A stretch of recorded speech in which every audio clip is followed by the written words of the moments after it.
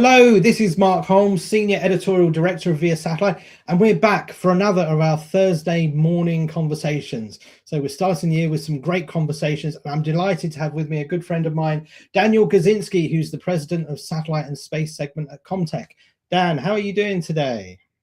Mark, doing great. Always great to be back here, and appreciate the opportunity. Yeah, I mean, certainly over the last year, I mean, we've covered Comtech a lot over the last 12 months, in fact, last couple of years, and it seems the company has undergone a fairly significant transformation. Can you sort of tell us, because obviously you're at the sharp end of what Comtech is doing, some of the recent changes and where you are in that whole evolution of the company? Well, Mark, it's been a really exciting year over the past year. And I think, as you mentioned, quite a bit of news out of the organization. We went through about a year ago, a new CEO change. Ken Traub came in to the organization with a focus on restructuring and setting up Comtech to be in a much healthier financial position. And about a year ago, I took on this role leading our satellite and space segment. It's been, I think, a really exciting transformation that we've been able to undergo as an organization, better positioning the company, a little bit more focused on where the market is going, making sure that, as is always challenging during a time of change, that you're in tune and in touch with your customers, you're building the right set of products. I think we've seen some really strong adoption out of that, and continue to focus on positioning the company for future growth. You mentioned about some of the changes at the start of the year. Could you sort of tell us? I mean, you had a new role yourself. How did your role sort of change? So I had most recently been serving as the chief strategy officer for the company, and stepped back into a P&L leadership role running the satellite and space segment. We recognize a few things are true, right? Certainly, the space industry has changed dramatically over the last couple of years. Comtech's been, I think, extraordinarily well positioned. We've been in the space business at this point for about 60 years, since not long after the launch of the very first commercial satellite.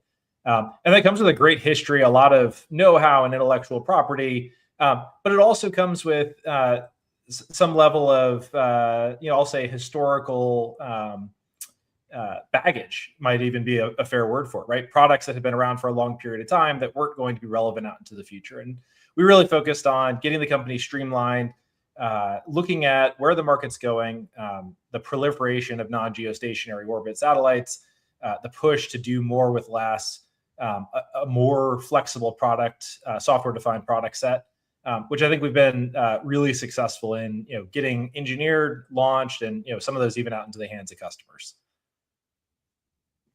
I mean, you mentioned it already a couple of times, talking about adjusting to where the market is going. A lot of change over the last couple of years. Could you sort of sum it up for us, where you do see the market going now, and what that change means for a company like Comtech? I think there's a couple of major trends that we see at play here. One of the first, and we talk about this a lot, this trend of digitization. And really what that means is the move away from heavily analog architectures. Most of the satellite systems that have been built and fielded over the last 60, 70 years have all been built around analog intermediate frequency. We're moving more and more towards a digital IF architecture, and that provides significantly more flexibility. It allows for the use of some lower costs, commercial off-the-shelf components, and ultimately allows those systems to be changed, moved, and adapted as customer needs change. That's an area that we've been leaning in on heavily. We actually just delivered in the last couple of months a first tranche of production equivalent hardware to a major U.S. government service that's undergoing that transformation into a digital satellite ecosystem.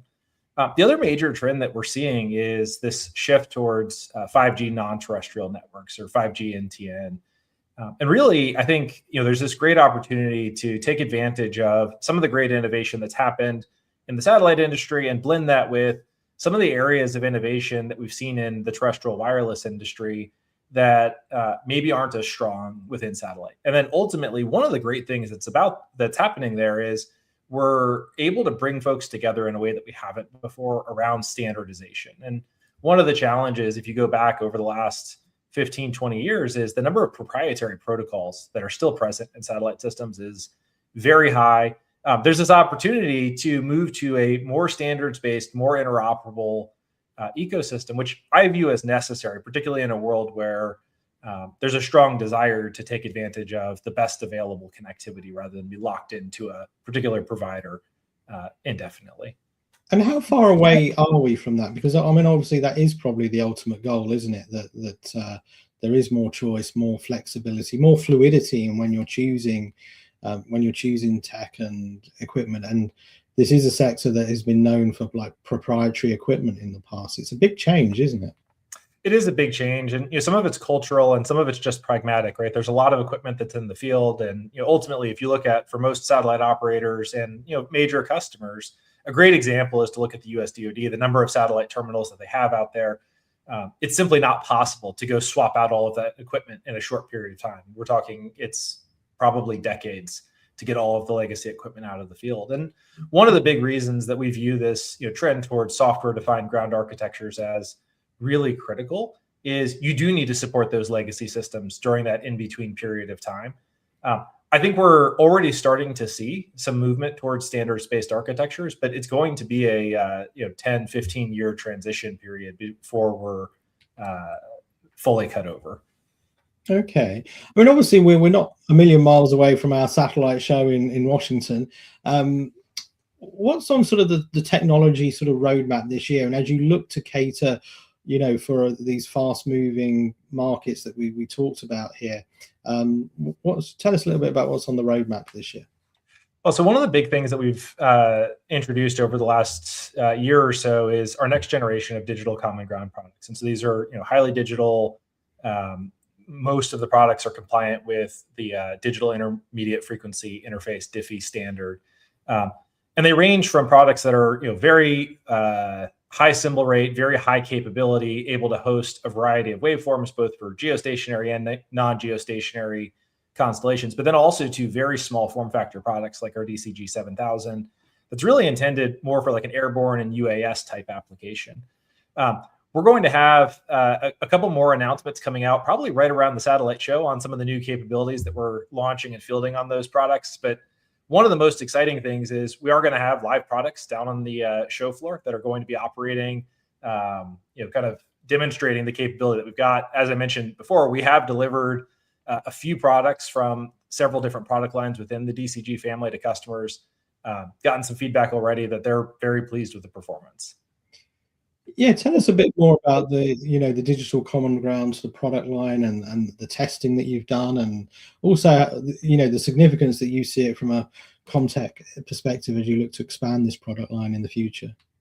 Well, so we've looked at a few things, right? And one of the biggest challenges that we've seen from customers is this need to support both legacy products as well as the next generation simultaneously. And so for most of the products within the DCG family, we've looked at how do you support legacy standards, and whether it's DVB-S2X, whether it's EBEM, whether it's some of the legacy proprietary Comtech waveforms that we still have a large number of customers leveraging, as well as bringing to bear next generation non-geostationary orbit capabilities. And we've mentioned a few times various different non-geostationary capabilities. We've got the SLM 5650B that has been kind of brought into the current era to support SES mPOWER.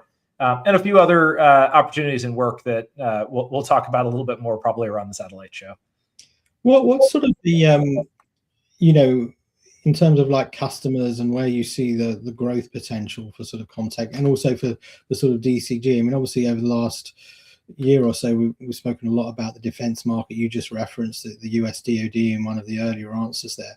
How do you see, as the sort of evolution of like the market and the demand for products and technology changed? Well, we're seeing strong demand in a couple of spots, and obviously the US DoD is a major satellite communications customer. They've got a unique set of demands and a unique set of requirements, and maybe a little bit more risk tolerance than some of the commercial enterprise customers, and they're willing to be kind of out on the front end of new capabilities. And so we've seen that as strong evidence in the early adoption. Europe has gotten, I think, a lot more aggressive in their space policy in the last couple of years, and certainly we're seeing initiatives like IRIS² come together with requirements very similar to what we've built the digital common ground platform around. high symbol rate expectations, the ability to support kind of legacy waveforms as is required in some cases, but then also support 5G NR type waveforms on that same piece of hardware.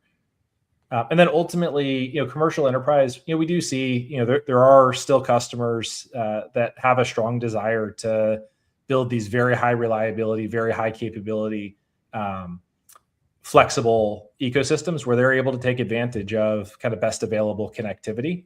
And we are still seeing that.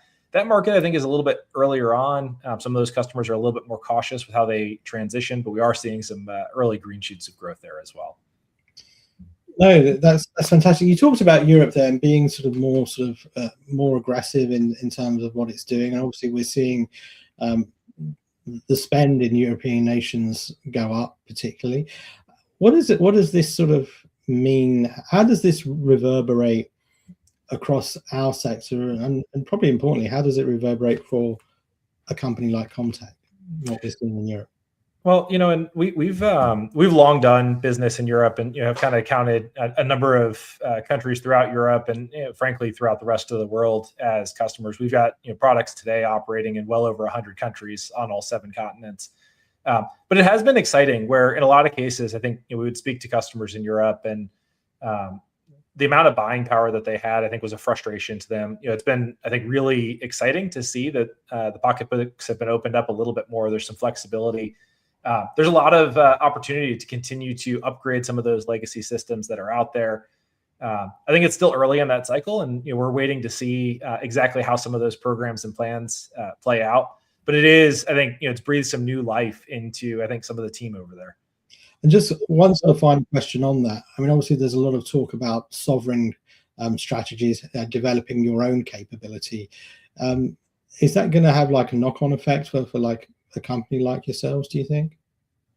Well, I think we support a number of different countries that have looked at, developing and building their own sort of sovereign capabilities. We've had over the last couple of years, actually, a few particular opportunities in the Asia Pacific region, where we were able to help a country that otherwise was going to struggle to get a sovereign space capability put together, and help support them through that.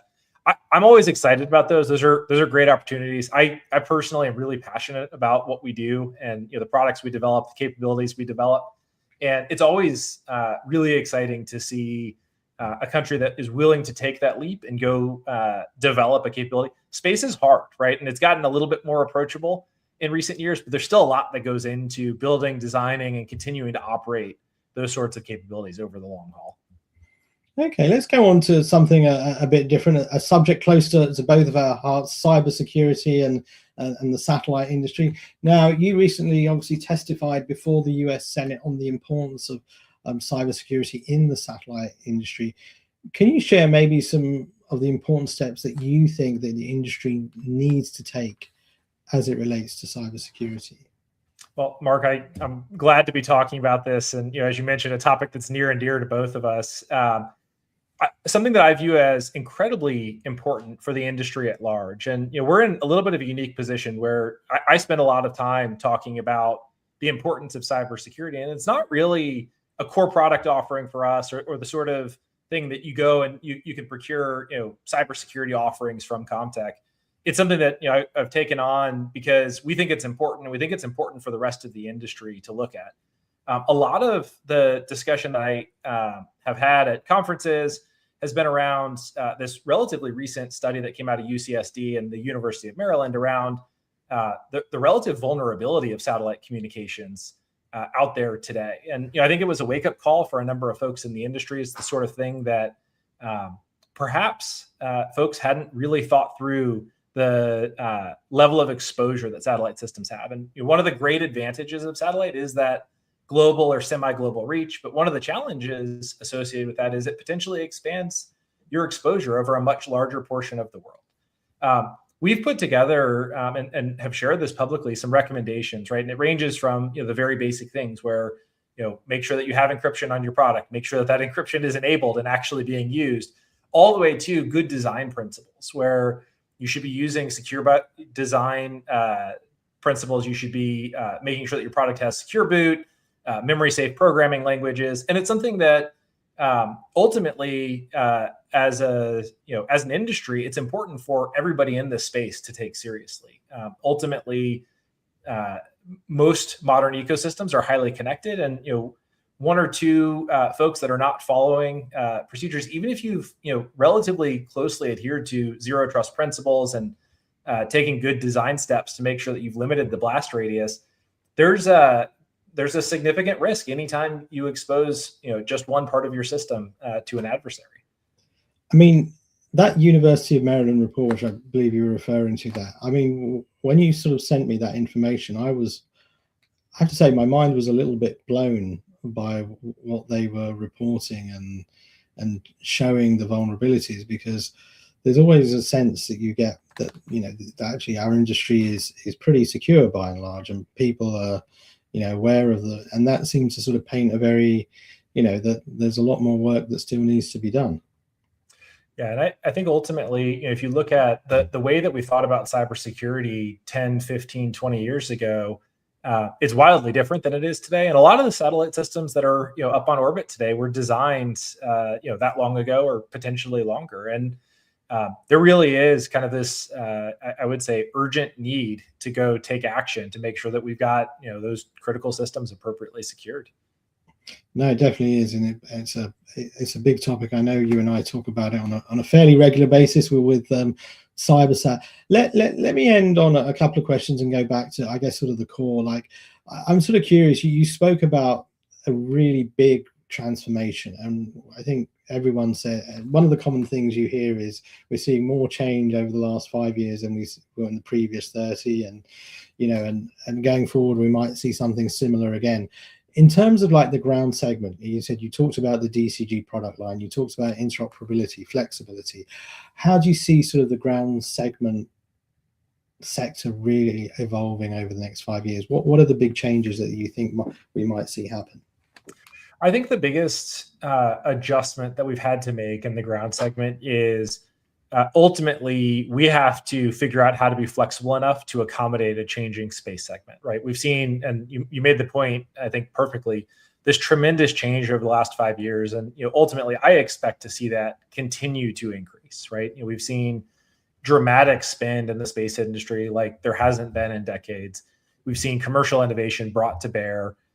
And the leap from generation to generation of particularly these low Earth orbit satellites is tremendous. And one of the challenges is we can't afford to replace the ground segment every time a new capability is launched. We can't afford to have multiple separate ground stations for each different satellite constellation. And so that ability to build highly flexible, highly software defined, highly adaptable ground systems is going to require both building around standards, and that means industry coming together, and it's also going to require individual creativity. And one of the points that we brought up, and it's ultimately what generated the digital common ground name, is that recognition that the ground segment has to be the common point for all of these various satellites. And ultimately, some of those satellites are on orbit. They're going to be there for another 10, 15 years. They're not going to change. We have to build and bake in that flexibility into the ground segment to be able to keep with the rapid pace of change we're seeing. And just sort of one final question. We've managed to go through a whole conversation without using the term AI. And I'm very curious in terms of, particularly with like a tech company right at the cutting edge of tech in the Space Center, how Comtech is using AI and how it sees AI playing a role as you evolve your technology still further. Yeah, so it's a great question, and Mark, I think you know me well enough by now. I'm always cautious around wanting to lean in too heavily into buzzwords, and there's this common expression, right, that I've heard that people tend to over or underestimate technology in the near term, and then underestimate it in the long term. And I think that's absolutely true with AI. We've seen areas where it's been tremendously helpful. A lot of our software development leans on AI tools today. And it's allowed us, particularly with some of the more detail-oriented tasks, things like commenting code, some of the testing process, AI tools have been a great enabler for. I'm always a little bit cautious about those ultra near-term kind of grand plans that we see, but I'll say it's something that we've paid a lot of attention to. We're looking at closely. We're using it thoughtfully and intelligently in our products. And there will probably be more that we'll talk about at some point in the future. Fantastic. Well, Dan, it's always a pleasure to catch up with you. And you know, we know that Comtech is doing some great things and putting out some great products and technology. I think one of the points I would like to end on as well is that one of the things I think we've seen over the last couple of years is a real renaissance in talking about the importance of ground tech and the technology and the software and the solutions coming out, because it's all well and good with all these satellites going up and stuff, but ultimately you need to have a really good architecture on the ground to enable that. And I think the conversation has really elevated over the last couple of years, and it's through companies like Comtech doing some incredible things and putting out some great technologies that is enabling the industry to move forward. So I wish you and your team very well. I know it's been a big year for you, and you know, you probably have some exciting launches coming up at Satellite and throughout the year. So wish you and your team all the best. And yeah, we look forward to catching up with you soon. That's good. Thanks, Mark.